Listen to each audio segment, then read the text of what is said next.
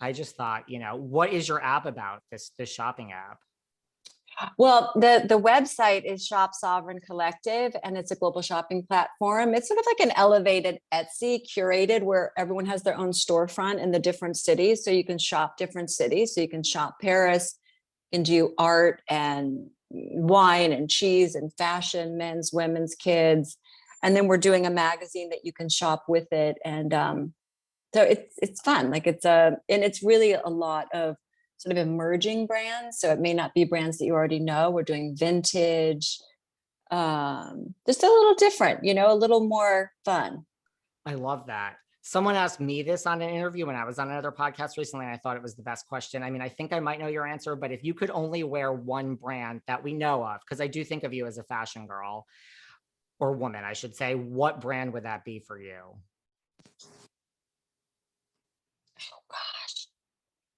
It's really hard for me to say because I get up in the morning and I put jeans and t-shirts on. So, I mean, Hermes would obviously be, if I were just to think, okay, because accessories wise, I would say Hermes, and it's for many, many reasons, but because, I was wearing it when I was in my 20s, kind of before everyone. I remember going to Melrose and bringing in my first Kelly bag that I had bought with my money I made on Melrose. And everyone was like looking at me like everyone was into Fendi and Balenciaga. Everyone was into such other things. And it was kind of like a little granny bag at the time. But of course I grew up with like, oh, Catherine Deneuve has this bag and Grace Kelly has this bag and I have to have it because it was just iconic. So I was kind of doing it a while ago. And now it's become such a thing that it's almost like when you wear it, it's taken a little bit of the fun away. You know what I mean? Because everyone has 500 of them now, not everyone, but you see it like everyone wants a million of them. But I think in terms of investment, it's probably one of the best investments you can make in terms of a brand. Let's put it that way. It's smart money spent. I would agree with that. And I don't know if this is just from following you on Instagram, but I associate you with Hermes. I don't know why. Yeah. It's funny. I wonder if that was in part because of Gossip Girl and Lily Woodsen. Probably. How did that come to you? How did Gossip? So, Melrose ends and, now you're doing other things. How did Gossip Girl come your way? I had read for the OC and I didn't go to test for it. There were 3 of us that were going to test for it. And I ended up getting testing for something else called Threat Matrix and getting it. So I didn't even make it to the test for the OC. So I had met with them. They did the OC. And then when they created Gossip Girl, they asked me to come back and read for Blake's mom. So I did. And then they said, great, we'd love to have you on the show. And that's how it happened. So were you ever like, as the OC became a huge thing, were you ever like, wow, that looks like a great show I could have been a part of? Or as an actress, once it doesn't work out, or you're onto something else, you never look back?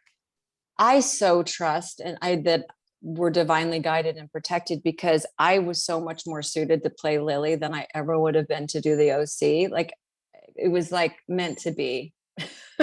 What character on the OC? The one that it was Kelly Rowan's role, I think, because it was Kelly Lynch, Kelly Rowan, and myself, all Kellys reading for this mom part, or we're going to test for this mom part. And Kelly Rowan's a good friend of mine. So I was so excited that she got it because I had gotten this other show. So I was like, oh, good. She got the part and she did a great job. So another classic show. You could have been, when you first heard about Gossip Girl and they came to you, was there like a buzz, because the books were so big, was there a buzz around that? Like, could you tell, like the OC was like a huge thing and it was like Josh Schwartz, and was it that type of buzz around, like, you never know with TV in Hollywood, but was there that type of buzz around it? Yeah, for sure. I think everyone kind of got behind it, which is nice. What attracted you to like Lily? Like, what was it about Lily? She reminded me a little bit of my own mother, which I loved. And I liked the idea of playing a matriarch versus just like a housewifey mom or sort of more traditional mom. because my mother was anything but traditional. And even though she was very classic and classy and all of those things traditional, her values were traditional, but she wasn't traditional at all in her parenting so it was fun to, and also a mother you got to really, I don't know. I loved the way it was written. I loved that she loved fashion because I've always loved fashion. And even no matter what role I play, I always think it's so important. So the fact that they really valued that, and I could contribute to that with Eric Damon, and he was so creative. And I love New York City, and I love those women in New York City so much, that you see walking down Madison Avenue looking fabulous. So those are the women that I've always loved. And so to be playing that role was so much fun for me. Did you do any research? Because like you live in New York, or were you just, you live in New York, you kind of know what it's all about, like the Upper East Side, like private school scene. And like you say, like the ladies who lunch. I knew, so I was just so happy to finally be able to express it, to have a place to express all of that, for sure. Right. Like how much of you is similar to Lily? It's funny when we do the fittings and I'd say, okay, wait a minute, this is me. We got to make it Lily. So we'd have to like go from, okay, this is something I would totally wear and then we'd have to sort of work with it until it felt like Lily, like, okay, we need to add this or add that or make it a little. So, but it wasn't me. I mean, it was a real mix of the women that I love and know and admire, who are so chic and that are true matriarchs, and even it feels like it's from another time, you don't see it at least portrayed on television, rarely. So, and kind of in a way that's authentic, that's not over the top, let's say, or it's believable. I thought Lily was so, just living in New York and knowing lots of Lilies myself and having grown up around it, it was like, this is exactly how Lily should be, Yeah. like it was how happy were you to like be working in New York? Oh my God, I was so excited. I remember the first day my trailer was parked right in front of my favorite nail salon in New York. And I literally during lunch got out and got a manicure, came back to my trailer. I was like, this is great. Like, then we'd be parked in front of like La Durée or a great gallery. And I'd be like at lunch, I'd be like, all right, I'm going to go grab a sandwich and go to the gallery. I mean, it was just that's what's great about New York is, you're not like in a studio. I mean, we were in Silvercup, but on the days that we were on location, you could literally run your errands at lunch and, in New York was such like the extra character in that show, like those scenes of for like, sure. What about, because then all the kids, as you say, like they were all unknowns. Like, could you tell like right from the beginning, like Leighton and Blake and like Penn, like we have magic here. Like this is a talented group of people. Oh yeah. They were all so magical, all of them, and all so talented and did such a incredible job with their roles.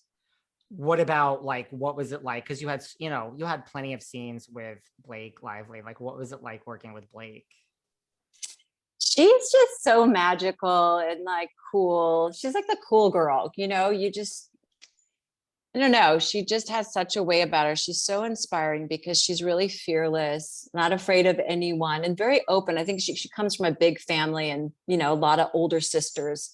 So I think she sort of was used to that person, having that personality of getting in the room and really being able to be seen and heard. And she's just such a cool person. Did you kind of have that mother-daughter relationship on set? We did.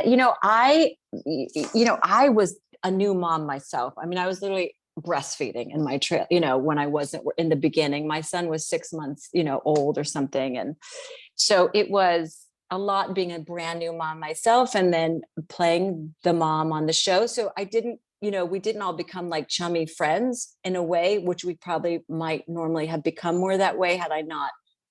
I just didn't have the bandwidth. So but it worked out great because there was this sort of separateness that allowed that relationship. I don't know if I'm articulating that well, but it created enough distance where it worked to be the parent in that way. That makes sense. And that is kind of the relationship like Serena and Lily had. Love, but they had their differences at times. Yeah, yeah, yeah.